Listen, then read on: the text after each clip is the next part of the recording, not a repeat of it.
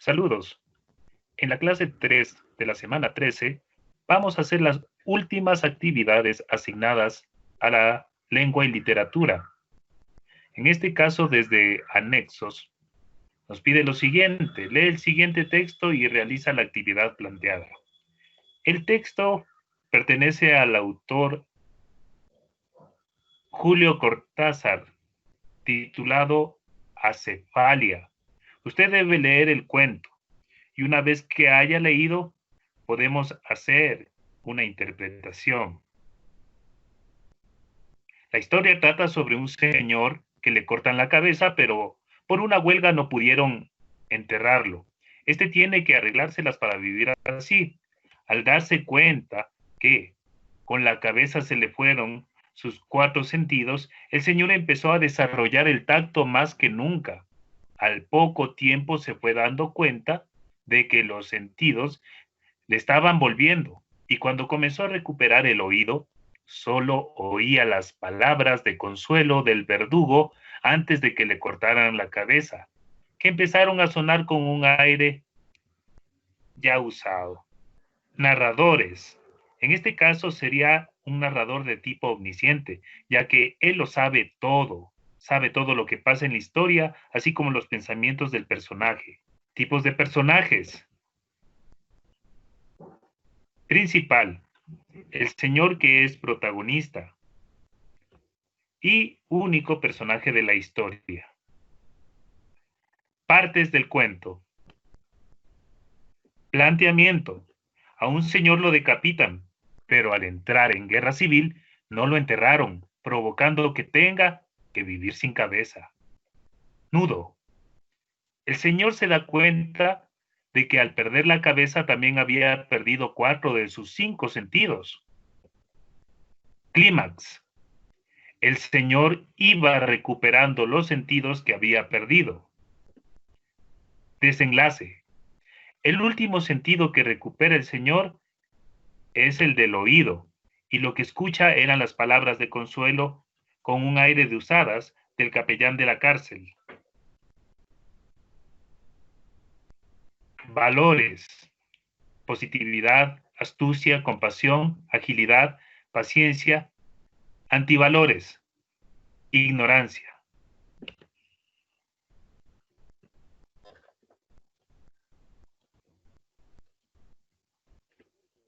Después de haber leído el texto con mucha atención, haber consultado las palabras que ignoramos, podemos hacer una interpretación basado en el texto. Personalmente, yo creo que se puede tomar el texto de manera general, ya después de haber concluido la lectura y tomar una postura lógica y analítica del mismo, y decir que el protagonista de la historia fue un condenado que en medio de su situación se presenta una visión de un futuro alterno, una ilusión de poder sobrevivir, y lo que ve se podría deducir como un desahogo antes de ser ejecutado. Su mente es capaz de llevarlo a esos lugares imaginarios, pero para él tan reales. Esa es la versión a la que me apego, la que me parece que va más por mi punto de vista como lector. También se puede decir que es una metáfora del mundo moderno, de una persona encerrada únicamente lo que sus sentidos pueden dejarle ver. En fin, existen y existirán muchas interpretaciones que dependerán únicamente del punto de vista de las personas que estén leyendo. Es un texto ambiguo que permite esa situación, el permitir que el lector experimente con su imaginación. Desde mi punto de vista, es de mi agrado en su mayoría las ideas desarrolladas y la conclusión que permiten realizar al lector el final o la interpretación que éste pudiera hacerse de una manera muy libre. Actividad: la biología y lo increíble. Imagina que, como el hombre del cuento de Julio Cortázar, eres una criatura que solo tiene uno de los 5 sentidos, ya sea la vista, el tacto, el oído, el gusto o el olfato. Imagina que no tienes ni idea de cómo se siente vivir con los otros 4 e intenta suponer cómo sería que esos sentidos fueran apareciendo de a poco. Escribe un cuento o un poema en el que describas cómo sería tu historia. Puedes hacerlo de la forma que quieras. Una bacteria que se transforma en mono, una babosa que se transforma en persona, un gusano ciego y sordo que se transforma en pájaro, etc. Inventa cómo y cuándo ocurren esas transformaciones y explica con detalles cómo se modifica tu cuerpo en esta historia. Encuentra esta lectura en el texto escolar de biología de tercer curso. La actividad planteada es hacer una narración o cuento o un poema. En una clase anterior ya se explicó las características de un cuento, incluso algunas técnicas de creación literaria para realizar para crear un cuento. Dejaremos el enlace en la parte inferior de este video para que usted pueda ver cómo se hace la narración, cómo se hace un cuento. En esta clase abordaremos lo que corresponde al poema y algunos trucos para hacer uno. ¿Qué es un poema? Son textos escritos en líneas cortas que expresan sentimientos, vivencias y emociones. Puede estar escrito en verso o en prosa. Características del poema. Los poemas están compuestos por versos, estrofas y rimas. El verso es un conjunto de palabras combinadas según un ritmo. Un verso representa cada línea de una poesía, como podemos ejemplificar aquí. Aquí tenemos primer verso, segundo, tercer y cuarto verso.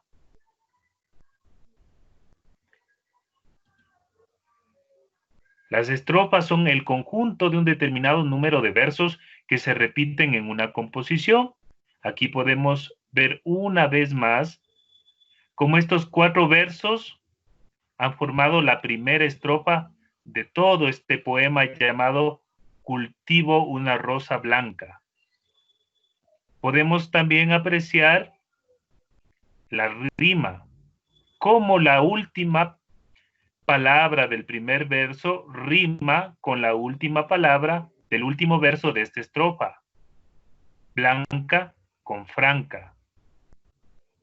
O en el caso del verso segundo con el verso tercero, enero con sincero. La rima es un elemento de la poesía clásica que otorga estética sonora al poema. Escuchemos. Cultivo una rosa blanca en julio como en enero, para el amigo sincero que me da su mano franca, y para el cruel que me arranca el corazón con que vivo. Cardo mi ortiga cultivo una rosa blanca. La rima. Un poema tiene rima cuando las palabras finales de 2 o más versos terminan igual o parecidas. Ejemplo de palabras que terminan en sílabas parecidas. Limón, melón. Ambas terminan en la sílaba on. Ejemplo de un poema. Quiero ser pintor. En este poema podemos ver todos los elementos de los cuales hemos hablado. Un verso es cada una de las líneas o pensamientos que tiene el poema. La estrofa es la reunión de estos versos. La rima es la repetición de los últimos sonidos de cada verso, que se combinan con otros. Quiero ser pintor. Blanco es mi lienzo, blanco es mi corazón. Todos los días rezo por pintar con un color. ¿Por qué no puedo pintar? Pues ahora te lo diré. Pues yo no puedo pensar lo que dibujaré. Un campo con flores, unas flores con un campo, las flores de colores y el campo bien amplio. Trucos para hacer poemas sin rimas. Los trucos que podríamos utilizar es el acróstico, la adjetivación, ensalada de versos, versos encadenados, técnica de Rodari, caligramas, definiciones, supuestos. En el acróstico se coloca un nombre en vertical, por ejemplo aquí Albert, y cada letra será el principio de un verso. Aquí ya podemos ver en la primera letra que se empieza, autor de poemas, lector incansable. Así seguiremos con cada una de las letras escribiendo un verso, tratando de que haya una rima. Como usted guste, a veces rima entre los versos impares o entre los versos pares, o rima entre el primer y el cuarto verso. La adjetivación. Sobre un tema dado se construye versos utilizando únicamente sustantivos y adjetivos. Ejemplos sobre el tema, el campo. Árboles verdes, casas blancas, flores multicolores. Solamente tenemos que consultar o recordar adjetivos, que son las cualidades que podemos otorgar a los sustantivos. Sustantivos, árboles, casas, flores. Adjetivos, verdes, blancas, multicolores, que son los adjetivos o cualidades que se otorgan. En la ensalada de versos, se puede crear un poema mezclando versos de distintos autores. Versos encadenados. Consiste en recrear un poema de versos concatenados como Nocturno, de Alberti. Consiste en cambiar la palabra de inicio de cada verso. Ejemplo, toma y toma la llave de Roma, porque en Roma hay un parque, en el parque un árbol, en el árbol un nido. Podemos ver la concatenación de los elementos, como se repite. Toma, Roma, Roma, parque, parque, árbol, árbol, nido, y así sucesivamente. Técnica de Rodari. Se construye el poema contestando las preguntas que Rodari propone en su libro. Gramática de la fantasía. ¿Quién, cuándo, dónde, cómo, qué hizo, con quién? Nosotros respondemos a todas estas preguntas haciéndolo en un borrador. Luego tratamos de darles rima. Y responden aquí la pregunta. Una princesa, una mañana de verano, en un palacio de cristal, tranquilamente leía un libro con su gato. Ha respondido a todas las preguntas que plantea esta técnica de Rodari. Caligrama. En él se escribe poemas propios o de algún autor siguiendo la forma del objeto al que se refieren los versos. Ejemplo, todas las tardes, citas, mi gata mira sentada en la ventana a su nueva amiga, pero ella no imagina que hay un espejo ni sabe que esa gata es su reflejo. Podemos ver el gato y su reflejo dibujado con las mismas letras del poema. Definiciones. Cada alumno o alumna define un objeto con una frase corta. Con todas las definiciones creamos un poema. Ejemplo, instrumento de escritura, madera de colores, punta afilada. Y va describiendo poco a poco el elemento con las imágenes, metáforas o cualquier figura literaria que se le venga a la mente. Técnica de supuestos. A la pregunta de ¿qué pasaría si? Cada alumna responde. A continuación se ordenan las respuestas y se les busca un final. Ejemplo, ¿qué pasaría si el sol no saliese? El sol. Todo estaría oscuro. Las personas tendrían frío. La luna estaría triste. Mediante el supuesto, por más increíble que sea, se convierte en una técnica que nos ayuda a desarrollar un poema a partir de la explicación de ese supuesto, de la explicación o de ampliar la información sobre aquel, como en este caso. Encuentre esta lectura en el texto escolar de biología de tercer curso. Número 2, el teatro de sombras. Su objetivo es desarrollar la creatividad y las capacidades motrices de las y los estudiantes con la construcción de personajes para el teatro de sombras. Logros esperados: comprender el sentido de la luz, la sombra, las formas y figuras, expresar y comunicar emociones e ideas al crear historias para el teatro de sombras. Tiempo, 1 hora. Como podrán ver, vamos a construir un teatro de sombras, el cual debe estar inspirado en una narración. Incluso podría ser en su propio cuento o en su propio poema. El texto te va explicando con qué materiales se puede usar, cómo hacerlo, se describe. Usted debe leer poco a poco para poder hacer su teatro de sombras y documentarlo mediante video, en lo posible. Este será el último tema del que vamos a hablar el día de hoy, el teatro de sombras.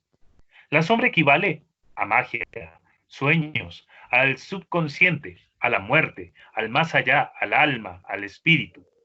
Sus formas inestables y siempre cambiantes son una invitación a lo imaginativo y creativo, una constante estimulación de la fantasía. Podemos ver aquí algunos ejemplos de posiciones de las manos para crear sombras inspiradas en animales, como el perro, el ganso, el conejo, el cisne, el elefante, el gato y muchas otras que podemos consultar en la web. En cuanto a los elementos necesarios, citamos al espacio, que es el lugar indicado para su realización. Debe ser cubierto, con la finalidad de que tenga la máxima oscuridad posible para poder jugar con las luces y las sombras. La pantalla, aquella en la cual quedarán reflejadas las sombras que pretendamos representar. El foco de luz puede ser desde una simple bombilla, una linterna o un foco hasta un proyector de diapositivas, de transparencias o un cañón de proyección. Podemos ver un ejemplo muy elaborado de teatro de sombras, recreando un combate entre dos espadachines y una chica que proyecta las sombras de estos personajes tan solo con sus 2 manos. Tipos de figuras. Existen 2 tipos de figuras en el teatro de sombras, las cuales son las figuras planas, son las más habituales y ofrecen una fácil identificación del personaje. Estas figuras planas se ven en 3 diferentes clasificaciones. Figuras negras. Se realizan con cartulina, cartón o madera y son aquellas que ofrecen la sombra completa de la figura sin ninguna perforación. Figuras transparentes. Son figuras translúcidas realizadas con plástico rígido o acetatos. Figuras con perforaciones. Se combina la sombra negra con la luz del interior de las mismas. Se consiguen introduciendo diferentes materiales como celofán para proyectar el color. Tenemos más ejemplos de este tipo de personajes. Personajes perforados, tú puedes ver la mayoría de dinosaurios, montaña, árbol, hechos con cartulina. Más posiciones con las manos que pueden recrear diversos personajes como nativo americano, ardilla, cocodrilo, paloma, gallo, perro, cangrejo, conejo, toro, ballena, persona, ahogándose, ave, etc. Las figuras corporales son aquellas que hacemos con nuestro propio cuerpo. Estas figuras requieren más esfuerzo que las figuras planas, ya que se mezclan diferentes elementos. Estas se pueden dividir en 2. Figuras con las manos. También son llamadas sombras chinescas. Son las más antiguas y las más habituales. Existen muchas formas posibles. La más común es de animales. Figuras con el cuerpo completo. Se puede realizar con una sábana como escenario o una pantalla más grande para permitir el movimiento del cuerpo. Se pueden utilizar títeres, disfraces, etc.